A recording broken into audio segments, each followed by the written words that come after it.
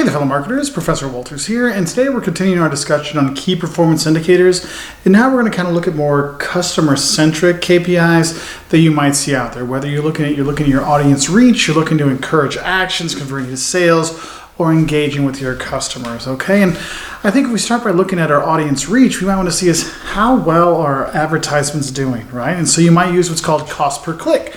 And cost per click basically looks at your advertising websites where the advertiser only pays for ads that are clicked on. So if we say, hey, look, if you put our ad on your page, we'll give you, $10 every time somebody clicks on our ad. That's what you're doing. You're only paying for getting those things, okay? Now there's also another one called a cost per sale or cost per action. And I actually have videos that go really in depth on CPM and CPA and CP, all this kind of stuff. So you can check out that video too. But just to give you an overview, the cost per action one, basically the advertisers or on the websites, they only pay for the ads that actually lead to a sale. So that's why you'll see on Amazon, you'll see Amazon, a lot of people's blogs. I mean, you'll see it on my website as well.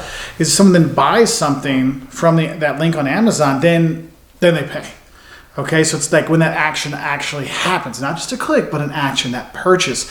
That's what people pay for. The thing is, it could be a purchase, it could be a subscription. I mean, think about it. How many of you have seen a YouTuber say, oh, go to our audible.com and sign up? Well, the thing is, they get a kickback, if somebody signs up for it as well. So you want to kind of think about these things, like what's really going to get people to do an action, right? And so you can be tracking those things. And that's why affiliate marketing use this is quite a bit, because they want to make sure people put it in the right spot, making sure they're doing the right thing, and then people buy into it, okay? Now, another thing you could look at in terms of your customer-centric KPIs, in terms of audience reach, you can really look at what's called brand awareness, okay? Letting people, the fact that number of people that know about your brand, they know that you exist, they know that we stand for. This kind of stuff out there, that's worth something. The thing is, though, measuring brand awareness, that really depends on what you feel is brand awareness. Is it, hey, when people talk about our product, we show up, or we do a survey, people actually mention our products, or is it one of those, we mention our products, think, oh yeah, they do this. So that's one thing you have to think about, because really that brand awareness, people tend to buy from brands they've heard of, because if you've never heard of a brand before, are you going to buy from it? I don't know, that can be kind of a problem. So we're going to think about those things. And we're looking at these customer-centric key performance indicators. You can also look on how we can encourage actions. How do we get people to do things? How do we encourage them to do things? Yes, it may be buy, it may be sell, it may be sign up. It could be a lot of different things. And so sometimes what it is just getting the information for a lead, okay? So if we're encouraging actions, a lot of times it will deal with lead generation. So we might look at the cost per lead. How much did it cost us to get someone to share the information so we might be able to sell to them, okay? So what we end up doing is looking at, for this cost per lead, we look at the total cost to turn up some potential sales lead. How much do we have to spend to get these people going in? So the thing is, you really got to track your costs. It's not just, oh, I paid that person $10 when they post those things. Well, how much did it cost them to post it? How much did it cost to develop it? All these things to get that lead in there. You have to keep track of all those things to see how much it really costs to actually bring people in, okay? And also along with that, you might want to look at just customer satisfaction surveys, like how satisfied are our customers? When you send out those reviews.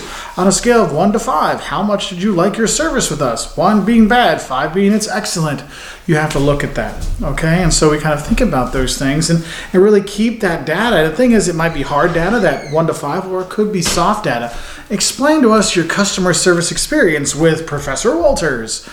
You could be doing things like that, okay? And then if you're looking at trying to think of some KPIs that really help you kind of convert sales, which really show how things are doing, you might want to look at the average, order value, like what's the average people are actually spending on your products.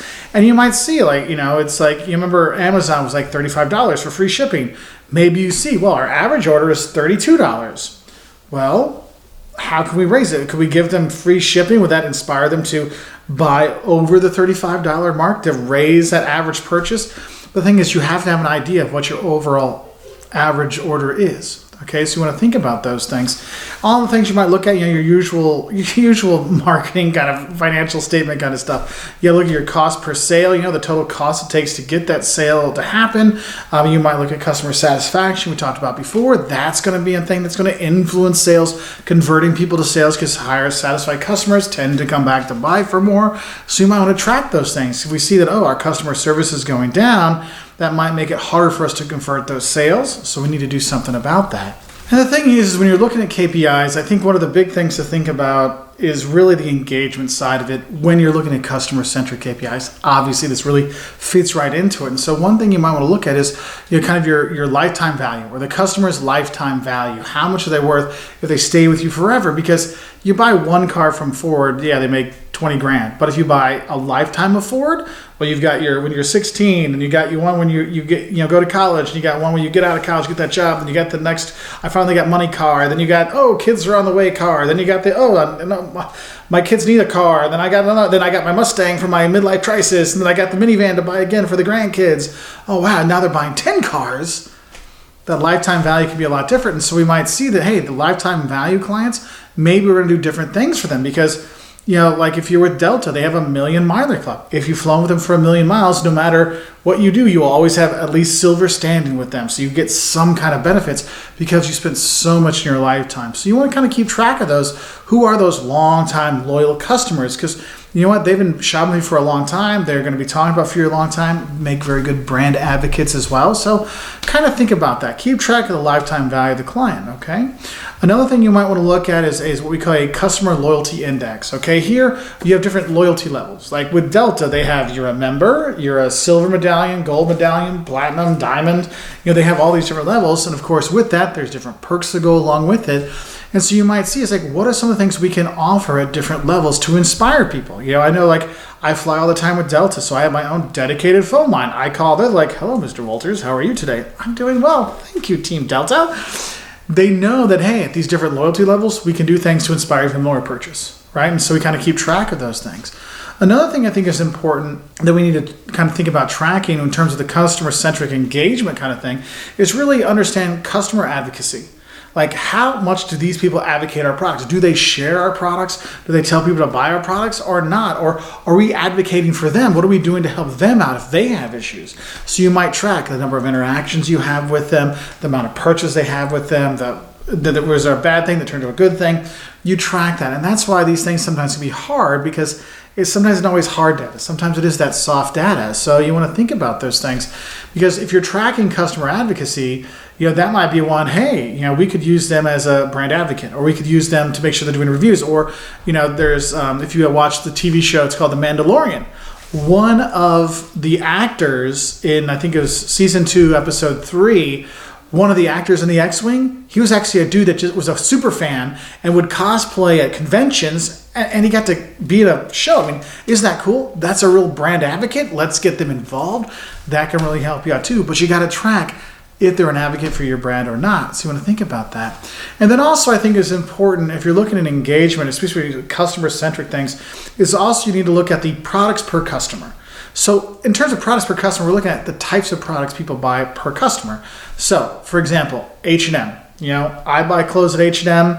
I buy clothes for my wife at H&M. I buy clothes for my boys at H&M. So I'm buying multiple products, men's, women's, children's, right? And so they know that, this person is buying multiple types of products. We can have different kind of outreach and engagement with them versus someone that only buys, I buy stuff just for a 20-year-old male, right?